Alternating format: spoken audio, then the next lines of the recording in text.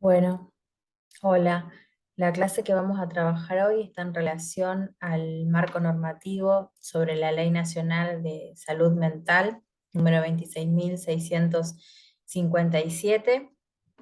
Vamos a hacer una breve introducción para después ir desarrollando no solamente lo que es el texto de la ley, que es bien conocido por todos y al cual todos tenemos acceso, sino hacer hincapié en el trabajo que han hecho para la reglamentación, que es muy importante porque, por un lado, tenemos algunos puntos que no fueron desarrollados ni tratados dentro del marco de la ley, pero sí, por otro lado, fueron incorporados a al decreto reglamentario. Bueno, por un lado, comenzar a contarles y a hablar en relación a lo que tiene que ver con con la creación de esta normativa como un acontecimiento histórico, porque la importancia de la ley de integrar, digamos, o de la integralidad que le da este marco al enfoque de los derechos humanos, va a hacer que se establezca justamente eh, una normativa que regule lo que es la política en salud y en salud mental a nivel nacional. Y por otro lado, porque va a promover nuevos recursos, y estos nuevos recursos tienen que ver justamente con el acompañamiento terapéutico, donde lo que va a hacer es priorizar todo aquello que conlleve estrategias en salud, perdón, en atención primaria en salud y lo que son los abordajes comunitarios. Y por otro lado va a establecer cuáles son esos límites en relación a lo que son las internaciones involuntarias. Es uno de los puntos más importantes en relación a lo que es esta normativa, que antes estaba centrada específicamente en lo que era todo lo vía judicial. Pues sabemos que se tiene que conformar y se tiene que habilitar un equipo interdisciplinario que, junto con el paciente y la familia o sus representantes, puedan decidir en relación a esa internación. Por otro lado, me parece interesante que podamos ver cuáles son esas leyes que le van dando o que le van haciendo los contornos a la creación de la Ley Nacional de Salud Mental, y que surgen ya a partir de la década del 50, donde nosotros tenemos la ley número 12.628, que es la del Instituto Nacional de Salud Mental, que es y funciona como un organismo descentralizado y cuyos fines están en relación a, por un lado, prevenir las enfermedades neuropsiquiátricas, por otro, prestar asistencia integral a quienes padecían afecciones neuropsiquiátricas y contribuir a lo que es la recuperación y la rehabilitación social y comunitaria de estas personas. Luego, durante la vuelta a la democracia, se crea la Dirección Nacional de Salud Mental, que en 1984, que va desde 1984 al 89, y lo que se van a hacer es plantearse determinadas estrategias que van a servir para todo lo que es la política sanitaria. Por un lado, se habla de la integración de estas políticas en salud mental con políticas generales de salud, o sea, se las incorpora. Se habla de una integración intersectorial. Se habla de ampliar la cobertura, incluyendo acciones de promoción y de prevención. Eh, Se habla de la participación de los usuarios y que los prestadores puedan definir no solamente las necesidades, digamos, en torno a la escucha de esos usuarios, sino las estrategias y cómo se asignan esos recursos. Por otro lado, se desplaza el eje centrado en lo que es el modelo de hospital-enfermedad hacia un modelo que sea más comunidad-salud. Se incrementa el presupuesto eh, y lo que se intenta hacer es disminuir o abolir todas aquellas prácticas también denominadas sistemas custodiales, que lo que hacían era segregar obviamente a la persona con ese padecimiento, y por otro lado también planteaban que se saque de foco lo que es lo exclusivamente asistencialista o aquello que intentaba compensar el déficit. Por otro lado, aparece también la transformación de los grandes hospitales psiquiátricos y el desaliento de los privados, de todo lo que sean institutos privados que funcionaran como un hospital monovalente sería. El desarrollo conceptual y práctico de la estrategia de atención primaria en salud aparece, se desarrolla en este gran campo de lo que de lo que es el sanitarismo. Y por último, en relación a esta breve introducción, hablar de las leyes provinciales y de lo que fueron las resoluciones ya en la década de los 90, en donde lo que nosotros acá vemos es como estos grandes referentes de lo que fue la ley de salud mental. En la provincia de Río Negro, en el 91, tenemos la ley de promoción sanitaria y social de las personas que padecen o que tienen un padecimiento psíquico, que en realidad es la ley que es la pionera sobre lo que tenía que ver con la desmanicomialización. Luego en la provincia de Santa Fe tenemos también en el mismo año la ley de salud mental, que es la 10.772, y en la provincia de Entre Ríos, pero ya en el año 94, la ley de enfermos mentales, que es la ley 8.806. Durante el año 1998, ya ingresando al 2000, el Ministerio de Salud y Acción Social, se denominaba en ese momento, dictaba una resolución, que es el Plan Nacional de Salud Mental, a través de la resolución número 245, en donde podemos apreciar que en el texto hay un cierto consenso de todo lo que eran las jurisdicciones provinciales, en donde acordaban lo que eran estos propósitos, ¿no? Lo que eran los propósitos de esta resolución, de este plan. Y decía, en su texto planteaban optimizar las actividades de promoción, prevención, tratamiento y rehabilitación de los trastornos mentales a través de estrategias de descentralización, educación y participación comunitaria, además de la construcción colectiva, tendiendo paulatinamente a la atención del paciente en su propia comunidad, conservando sus vínculos familiares y con su medio social. Bien, ahora lo que vamos a hacer es vamos a ver unas plaquitas que nos van a permitir ampliar un poco más sobre este tema.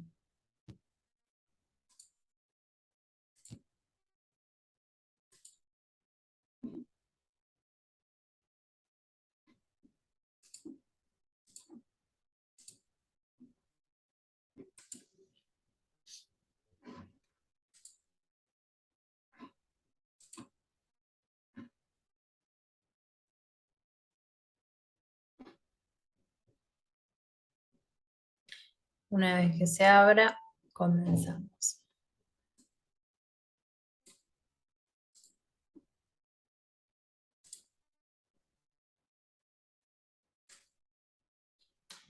Bien, en relación, como decíamos, a la ley de salud mental, que es la 26.657, sabemos que la ley se sanciona y se promulga durante el gobierno de Cristina Kirchner, Fernández de Kirchner, en el año 2010. Luego se establece el decreto reglamentario, por el cual también trabajan y participan muchas organizaciones de usuarios y familiares, además de trabajadores de la salud mental, y se establece este decreto que es también después, es un decreto reglamentario del Ejecutivo, el número 603/2013, que es el año de su aprobación. Bien, es lo que acabo de decir, cuando se promulga y el objetivo o el eje fundamental habla sobre asegurar la participación. Por otro lado, en el 2013 se institucionaliza lo que es la participación, eso es lo que hace el decreto, y aparece esta ley justamente para constituirse como un instrumento de lucha contra un sistema manicomial. Y por supuesto va a acompañar a las políticas sanitarias que respetan y garantizan los derechos humanos. Es federal porque de hecho es una ley nacional, con lo cual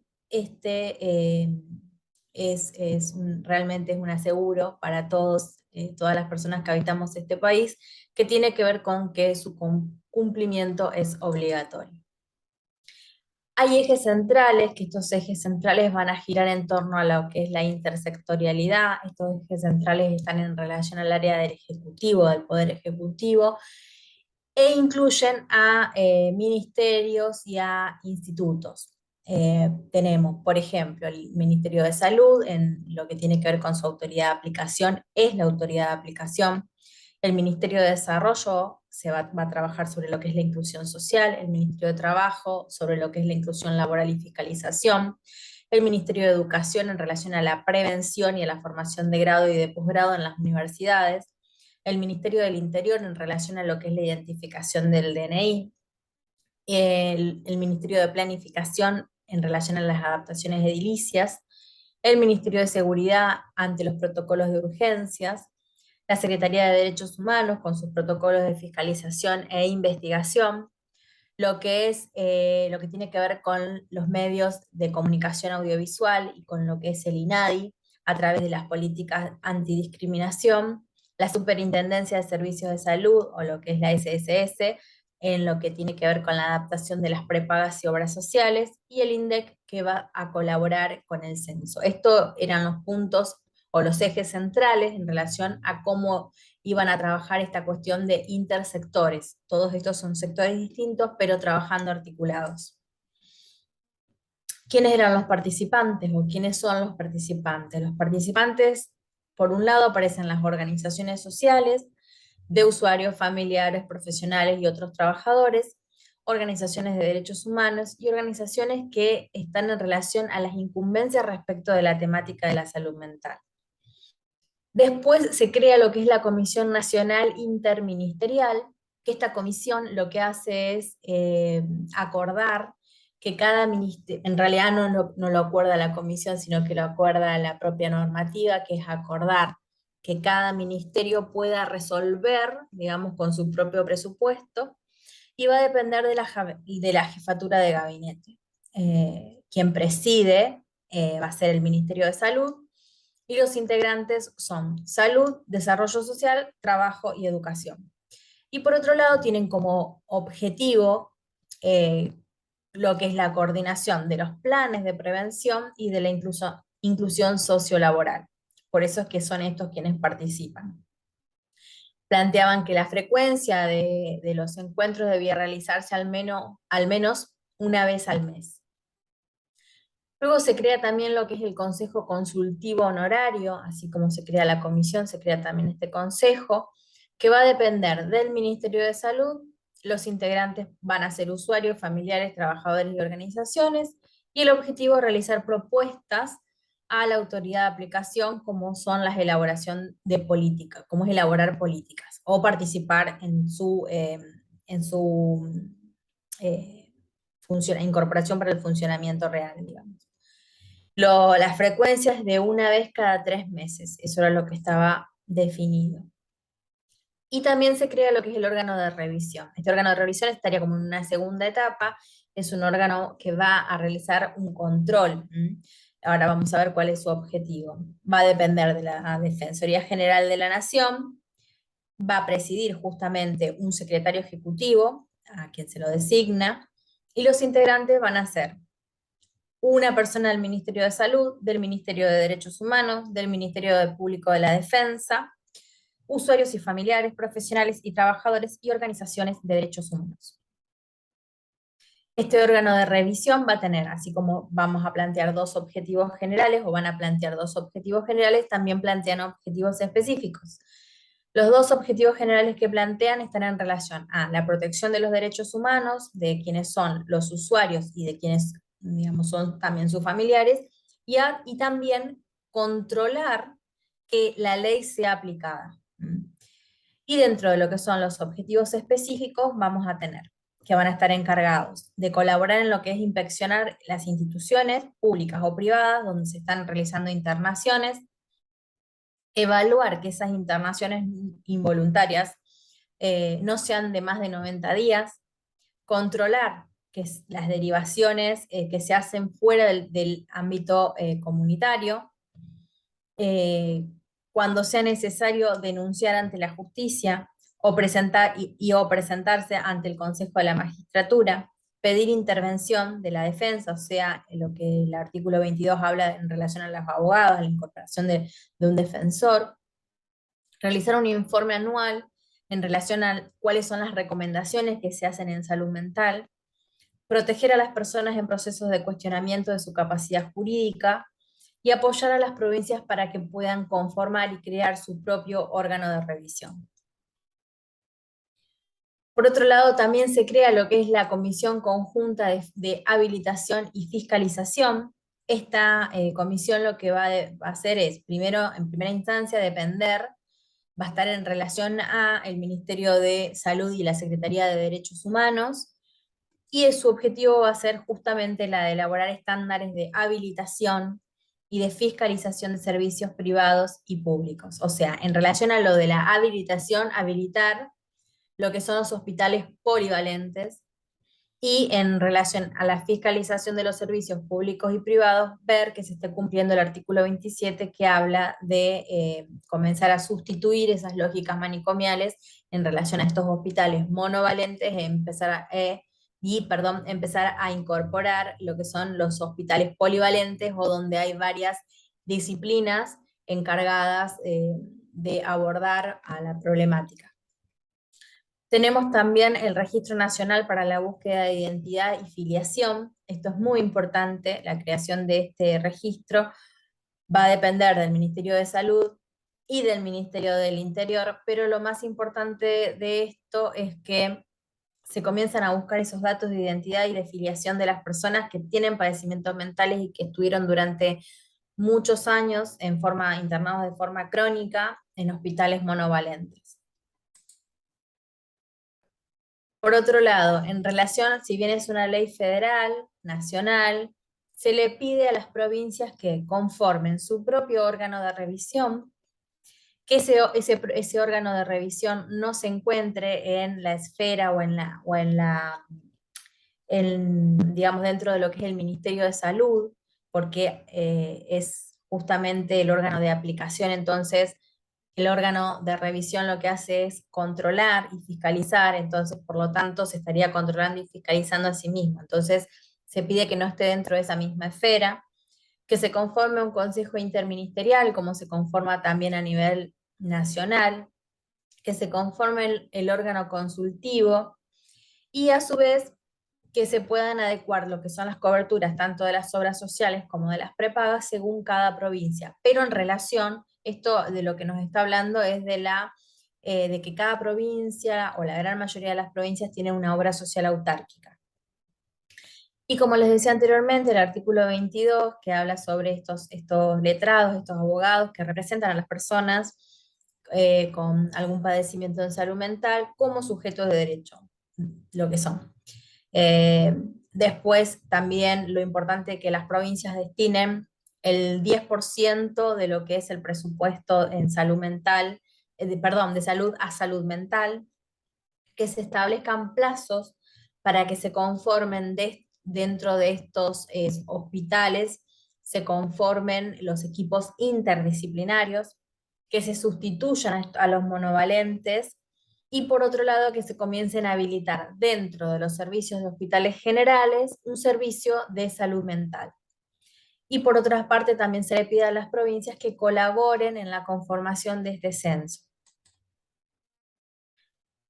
¿Cuál es el rol que deben ocupar las obras sociales y las prepagas? El rol es brindar atención sin certificado de discapacidad, o sea, no es necesario que la persona con algún tipo de padecimiento en salud mental tenga que presentar un certificado de discapacidad, que se retire del programa médico obligatorio lo que son las prestaciones que sean contrarias a la ley, como por ejemplo un electroshock que todavía existían en algunos programas de cobertura de obras sociales y prepagas, que se fijen políticas de aranceles que favorezcan la creación de los dispositivos sustitutivos, de esto que estábamos hablando, ¿no?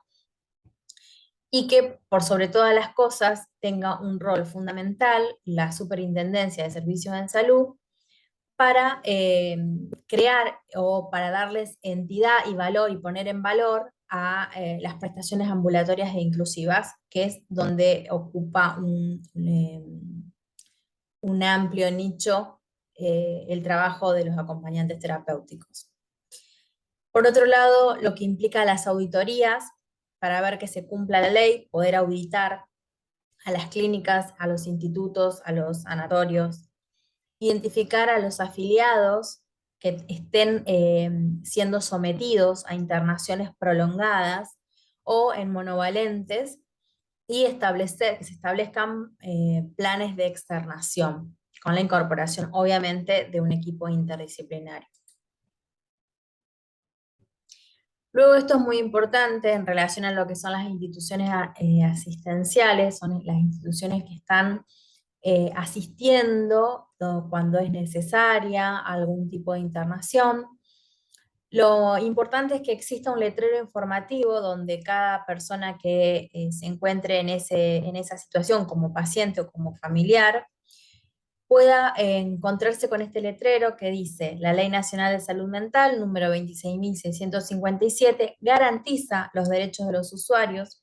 Usted puede informarse del texto legal y denunciar su incumplimiento llamando al órgano de revisión, que es el que acabamos hace un ratito de hablar. Ese número es un número que va a depender de cada provincia, y a la Dirección de Salud Mental, que va a depender también de la provincia o puede ser un número local también.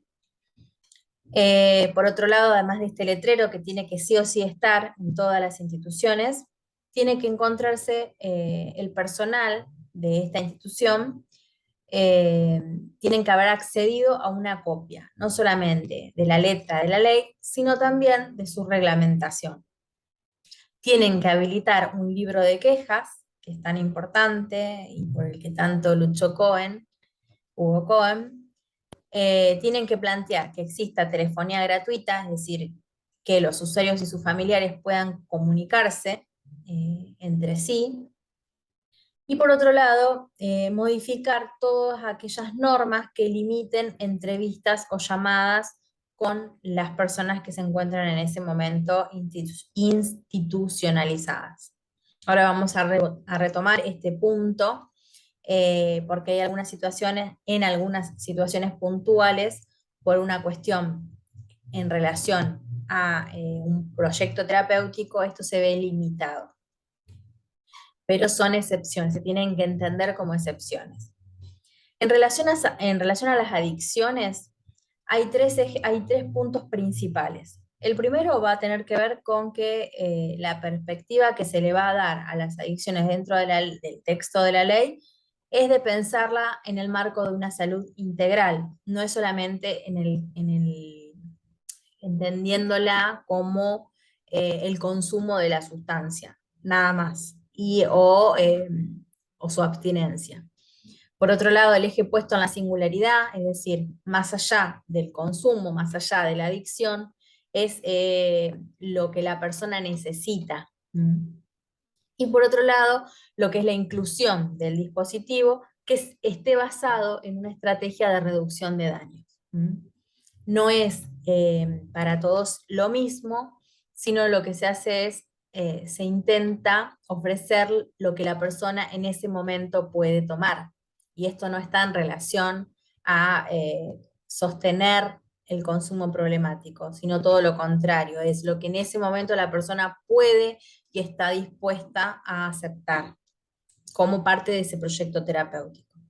Y por otro lado tenemos a las personas privadas de su libertad, eh, o también podemos hablar de los inimputables. Acá es importante, primero, decir que este espacio le corresponde al Ministerio de Salud. Esto está en relación a una decisión que debe tomar el Ministerio de Salud, que no debe quedar solamente en una cuestión carcelaria. Eh, y por otro lado, crear dispositivos que prevean cómo incluir a estas personas, tanto a las declaradas inimputables como a las personas que están privadas de su libertad por procesos penales.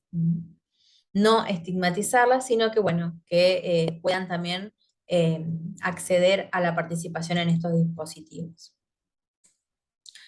Por otro lado, tenemos las pautas de adaptación y sustitución de lo que son los hospitales monovalentes, donde existe una sola disciplina que toma decisión sobre la persona, como era antes, cuando se hablaba de esta cuestión eh, de la lógica manicomial vacilar, para abrirlo a lo que lo que son estas instituciones polivalentes, donde además de compartir varias disciplinas, sus diferentes perspectivas, trabajan en conjunto por y para darle una mejor calidad de vida a esa persona. Entonces, una de las pautas tiene que ver con la sustitución. Se pensaba antes de la pandemia que esto iba a suceder en el año 2020. Hoy sabemos que todo eso ha cambiado y que bueno, hay que adaptarse y volver a retomar los puntos que han quedado todavía no concluidos. Hay que capacitar al personal que se encuentra en este tipo de instituciones deben ser capacitados. Acá no se habla de una reducción de personal ni que personas queden sin trabajo, sino que tienen que ser capacitadas de acuerdo a la función que cumplen y de acuerdo a cuál es el tipo de trabajo que desarrollan en cada una de estas áreas. Tiene que haber un plan de adaptación que sea coherente y congruente con el objetivo que se plantea esta lógica sustitutiva. Tiene que desconcentrarse gradualmente lo que son los recursos humanos en relación a los insumos y a los espacios de formación, tanto de grado como de posgrado, en lo que son las residencias, las concurrencias y las pasantías, y mantener durante todo el proceso los máximos estándares éticos. Esto es muy importante. Dentro de lo que es el equipo interdisciplinario, que es otro de los ejes también fundamentales de lo que es el espíritu de la ley, es que cada integrante del equipo interdisciplinario va a asumir su responsabilidad, la responsabilidad que va a derivar de su incumbencia. No es que acá va a haber uno que va a ser más responsable que el otro en relación a lo que es el proyecto que se está pensando, sino que cada uno se hace cargo de la responsabilidad que va a derivar de la incumbencia para la cual fue formado, o sea, de sus saberes, cómo despliega sus saberes en relación a sus incumbencias. Y cada jurisdicción va a definir la característica que tiene su equipo interdisciplinario. Esto era lo que veíamos anteriormente con el criterio que se pensaba de que si bien es una ley federal, cada provincia tiene esta particularidad de poder conformar por la propia idiosincrasia de cada espacio, de cada territorio. La salud regulariza la acreditación de disciplinas que sean necesarias. Esto es muy importante porque acá está la figura del acompañante terapéutico como una figura de acompañamiento en ese tránsito, tanto de las externaciones como de lo que es el tratamiento ambulatorio. Salud también lo que tiene que hacer es fomentar la formación del recurso humano, no solamente del recurso humano que va a formarse, eh, sino a priori, digamos, del recurso humano que ya se encuentra formado y que hay que capacitar bajo este nuevo modelo, ¿no? Después, el equipo interdisciplinario también realizará protocolos de evaluación que tienen que presentarse tanto en nación como en provincia para poder acceder a los cargos, a ocupar determinados cargos.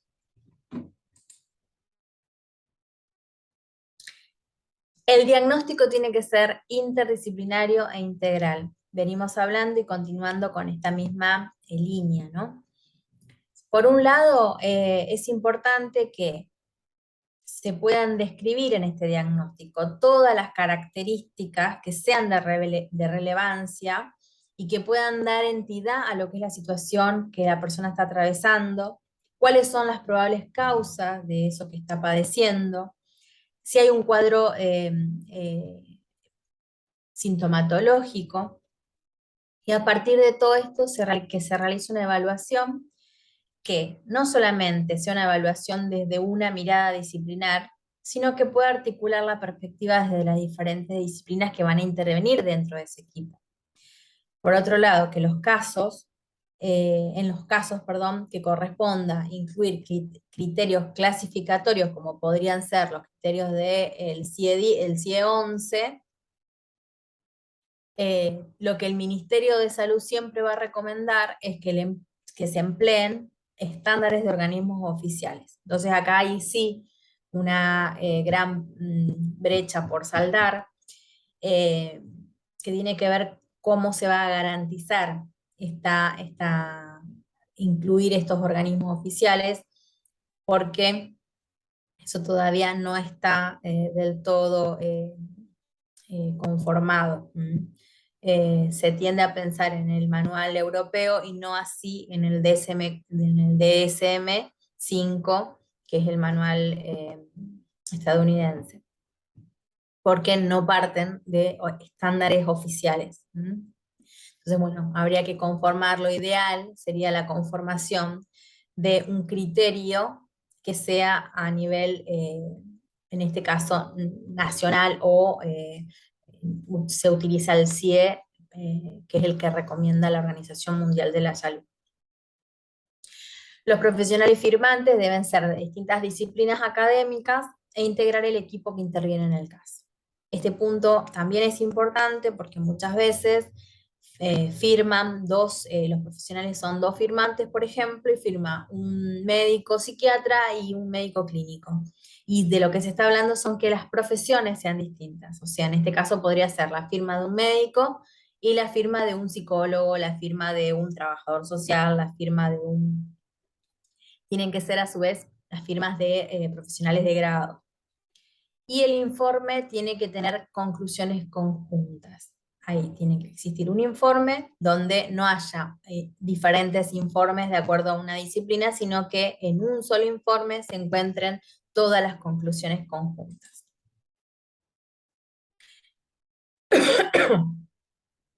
Hay hay otros puntos que también son importantes tocar, que tiene que ver con lo que se denomina el riesgo cierto e inminente, que es cuando lo que se intenta hacer es contener o intentar anticiparse a lo que es ese daño, a lo que es lo que puede causar ese daño, que la ley dice que se lo reconoce como verdadero, seguro e indubitable, que le puede causar perjuicio a la vida de la propia persona, de la integridad física de la persona o de terceros. Entonces, bueno, ahí lo que se hace es una intervención que se tiene que realizar una evaluación en tiempo real, o sea, actual, de lo que es el equipo interdisciplinario, y no puede quedar reducido a un diagnóstico o una clasificación. Tiene que evaluarse todo, incluido el contexto. Y no se incluyen riesgos derivados de conductas no condicionadas por padecimiento mental. Entonces, no puede ser factor o criterio de internación, por ejemplo, alguna situación de padecimiento generada por algún tipo, por el tránsito, por ejemplo, de un duelo. No se puede utilizar esa situación para que se hable de un padecimiento mental, porque de hecho no lo es. Por otro lado, en relación a lo que son las fuerzas de seguridad, como lo es la policía, tienen que estar capacitados, deberían estar capacitados, y así como pueden actuar ante una situación en relación a un parto que se dé en la vía pública, del mismo modo tendrían que actuar procurando evitar daños y dando parte inmediata a lo que es el área del Ministerio de Salud. Y por último, en esta placa se habla de lo que es la notificación a la Dirección de Salud Mental local de personas que se encuentren internadas, lo que significa las personas no reconocidas. Se tienen que dar aviso de forma inmediata al Ministerio de Salud Mental o a la Dirección de Salud Mental local. Y lo mismo en el caso de que el equipo quiera conforme, digamos, a lo que fue la evolución del tratamiento, indique el alta de esa persona y por razones sociales, como puede ser la falta de vivienda, la falta de trabajo, lo que fuere, de contención real, eh, sea un factor que posibilite que esta persona pueda retornar a lo que es la sociedad, ¿no? Entonces esto también tiene que ser informado a la Dirección de Salud Mental para que, bueno, para que conforme los medios necesarios para que esto pueda suceder. Luego tenemos los dos tipos de internaciones, las internaciones generales y las internaciones voluntarias, o digamos, generales están en relación al consentimiento, ¿no?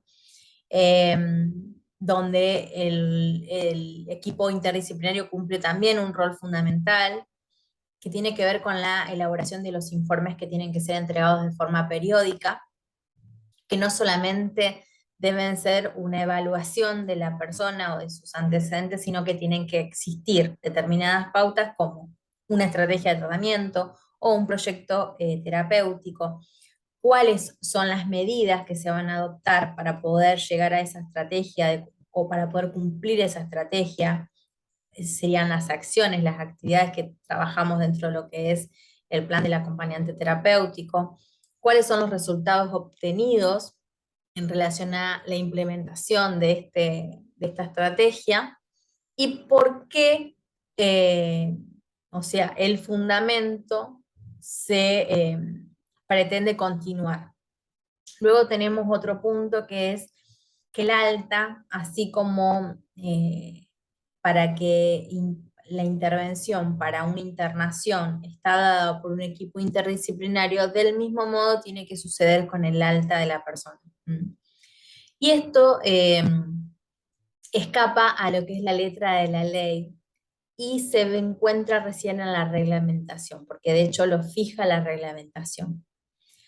Luego tenemos que al inicio de la internación se le debe hacer entrega al usuario y a la familia de un artículo, perdón, de una copia de lo que es el artículo 7 de la ley. Esto es fundamental, así como lo veíamos también en cómo tenían que ir dándose las pautas dentro de las instituciones y cómo iban dando ese cambio desde esa lógica manicomial a esta otra lógica sustitutiva, a adaptarse a lo que es hoy el nuevo modelo de salud mental que está en relación justamente a los derechos humanos, ¿no? Entonces es indispensable que se conozca cuál es la letra de la ley. Luego tenemos la internación involuntaria. Dentro de la internación involuntaria se le tiene que dar aviso al juez una vez realizada la misma y durante 10 horas corridas, aún siendo feriado, y el aviso puede ser por el medio que se haya ya acordado en forma previa con el juzgado, puede ser un aviso telefónico, puede ser un aviso a través de un mail, de cualquier vía que ya esté acordada. Se le comunica al usuario que puede designar un abogado, y si no comprende lo que se le está diciendo, o no lo puede hacer realmente, se debe dar aviso, digamos, el personal, los trabajadores que se encuentren en esa institución, tienen que dar aviso a la dependencia que le va a poder facilitar ese servicio.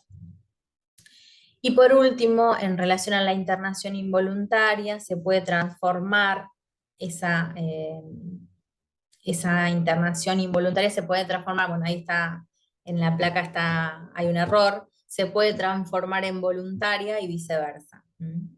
Siempre, una vez que acontece esto, siempre tiene que ser cumpliendo lo que pauta la ley. Y por último, en relación a las visitas, esto es un tema que también es muy controversial. No se pueden plantear que la institución tenga normas o un reglamento rígido en relación a las visitas, porque la ley así lo define.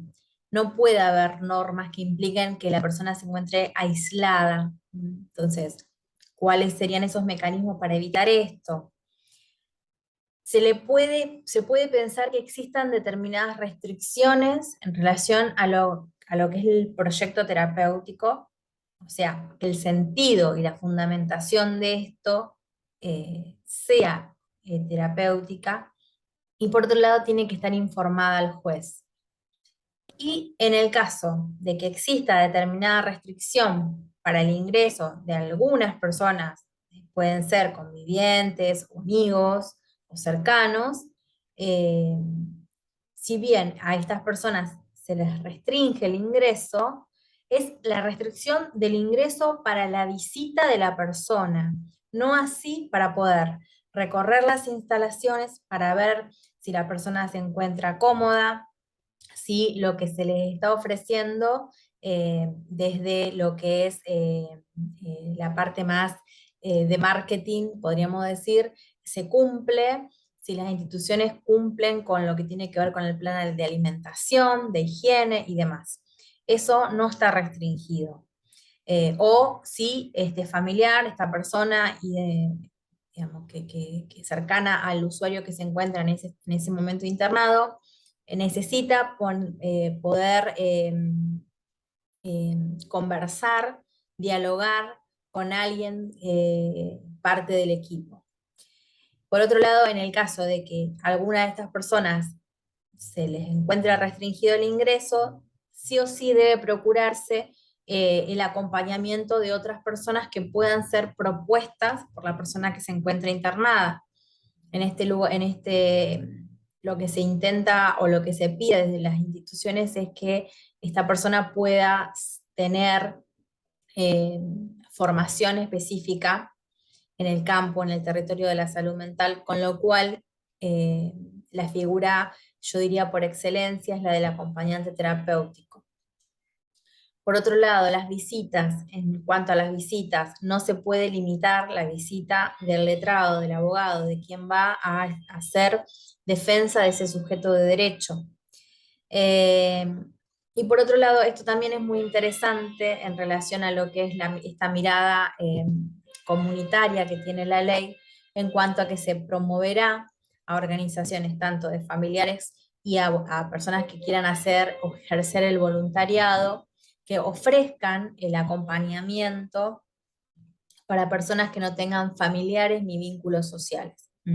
Entonces, esto también tiene cierto margen de eh, donde se rozan quizás las incumbencias con lo que es la parte terapéutica del acompañamiento, pero acá de lo que se habla es de un acompañamiento, más de una cuestión no terapéutica, a eso me refiero.